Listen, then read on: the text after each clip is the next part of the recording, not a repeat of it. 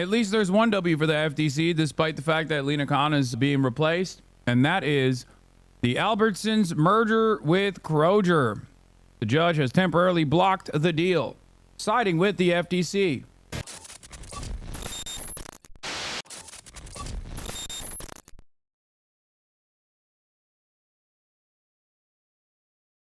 Anyway, let's get started with the Lina Khan situation. Donald Trump, 20 minutes after my interview with Lina Khan, decided that he would not have Lina Khan Lina Khan would not continue her tenure as the commissioner of the FTC.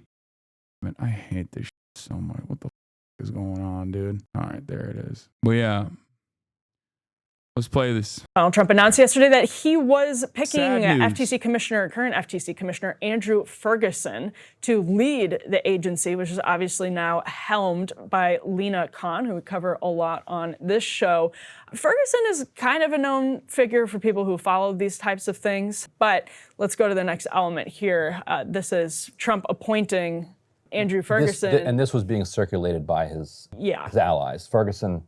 There's some question as to whether or not Ferguson himself was circulating this, but certainly his allies were circulating this. And if you're just watching it, if you're just listening to it and not watching it, Emily, this is kind of not great if you like Lina Khan. Yeah, it's a big chunk of text, but it says, successfully fought to end the Biden FTC's anti-business policy of refusing to end merger investigations early and allow firms to close their deals as soon as the FTC finds no competitive harm. Represented Virginia and numerous other states in a landmark antitrust suit against Google's ad tech monopoly. So I just want to note those two things being literally together in the bullet points. This is the nuance of the right's opposition to Lina Khan. There are some people on the right, including J.D. Vance, who've been very positive about Lina Khan, others who have been sort of in the middle about Lina Khan, and then a third group that are just absolutely opposed to Lina Khan at every turn. Ferguson appears to be somebody in the middle. So like you can see they're bragging there about him being part of the antitrust monopoly suit against Google. I'm sorry, the ad tech monopoly suit against Google. Obviously, it's an antitrust one as well, but and then the next bullet point is about overreach, right? Antitrust overreach, and that's sort of interesting. Yeah, and that sheet talk, that memo talks a lot about being too tough on mergers. Lina Khan's too rough on the business community, that they're going to do a lot of deregulation. It's ironic that, and almost poetic and anti-poetic, whatever, that Trump made this move, ousting Lina Khan and replacing her with Ferguson on the same day that one of her most significant victories came through. If you can put up this Fox Business article on the screen next, the Kroger-Albertsons merger was blocked as a $24 billion merger that Lina Khan had fought, arguing not just that it would be bad for consumers. There's agreement across the spectrum, even among the kind of pro-business side, that if you can prove that there is going to be harm to consumers, then you can block a merger. That's called the consumer welfare standard. Now, the if you can prove it is the part that the pro-business side hangs their hat on and says, and just constantly argues, well, all of these mergers are going to be good for consumers. We're going to give you lower costs, and look, it's going to be wonderful. Trust us. And then it happens, and then it's not, and it's done. So you're screwed. In this case, she argued that actually, additionally, the FTC, and going back to its original meaning, when it was created, and so when some of these acts were created that enabled its powers, the power of workers and the well-being of workers matters too. And so she argued that this merger would depress wages, would make it, and would hurt worker power, which is also an interest of the federal government, of the people of the United States, which is kind of a radical take. Like, well, we're supposed to care about workers? What? Yeah, actually, it's in the law. You're supposed to. Here she is, I love this, talking to Hasan Piker on his stream about this.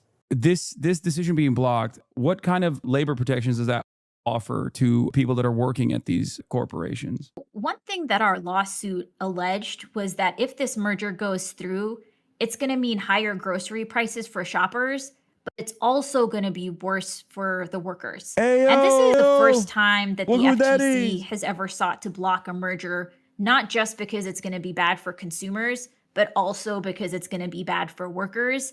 And, especially in recent decades, antitrust enforcers had not really been focused on the worker harms as much, and that's something we've really looked to change.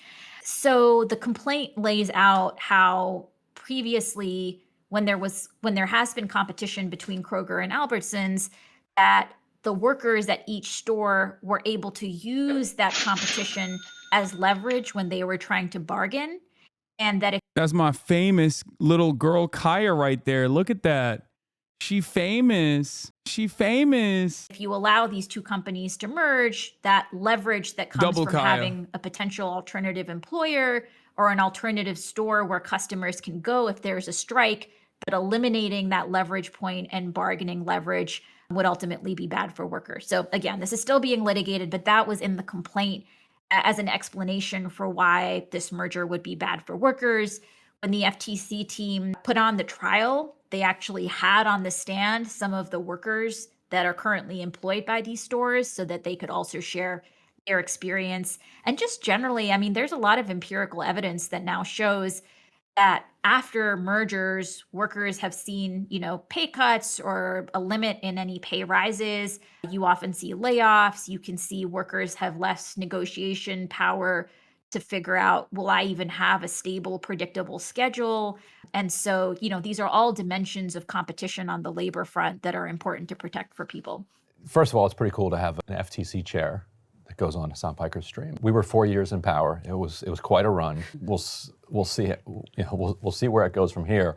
The big fear among supporters of the kind of Lina Khan approach to FTC was that Melissa Holyoke, who was a commissioner on the FTC, that she would get the chair gig, and she's as hostile as you can get to the kind of Khan-Cantor wing of that bipartisan, transpartisan movement. So the fact that she didn't get it is something, but the fact that somebody got it who says that that she was too tough on mergers, like the day that she blocked this huge, because what the Wall Street Journal would always say about her is, oh, she filed another frivolous BS case that's just going to eat up money, and then when a judge gets this complaint, he's going to knock it away because this is a child who doesn't even belong in this job. Yeah. And she doesn't understand how the law works. And time after time after time, the judges are like, these are good points. This merger's blocked.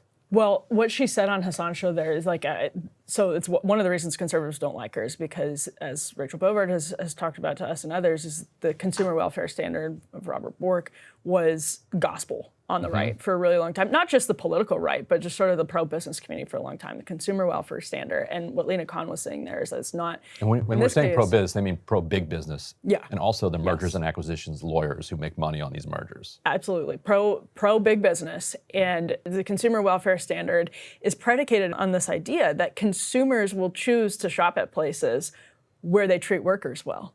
And that is not the case when you have monopolies, right? It's this ridiculous sort of cycle. And Ryan, I just looked this up, actually. We invited Andrew Ferguson to come on a Friday show with Matthew Stoller to talk about conservatives and antitrust policy back in June, and never got a response. So your point about Lina Khan going on the Hasan Piker stream is really interesting, because one of the reasons Khan irked a lot of people in the business community is that she's the new Brandeisian, right? She's actually very much in the moment, and that was irritating because it was a threat. It's this is a popular movement behind Lina Khan.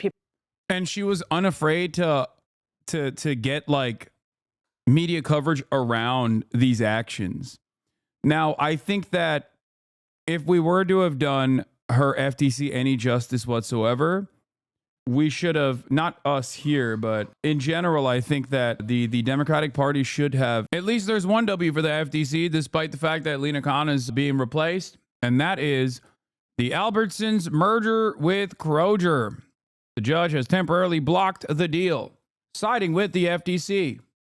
I gotta pee. In this morning's Money Watch, a proposed mega merger between two of America's largest supermarket chains has been blocked by the courts. Kroger had agreed to buy Albertsons for around $25 billion, but a pair of judges blocked the plan yesterday. And this morning, Albertsons says The deal is dead. It's off, accusing Kroger of failing to overcome government objections.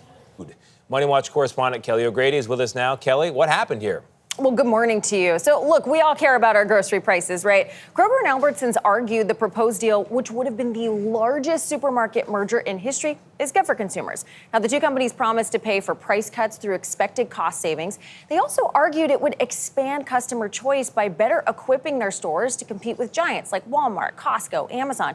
But a federal judge in Oregon chose to temporarily block the deal, siding with the Federal Trade Commission, 8 states, and the District of Columbia. All of them argued the merger would reduce competition and worsen inflation.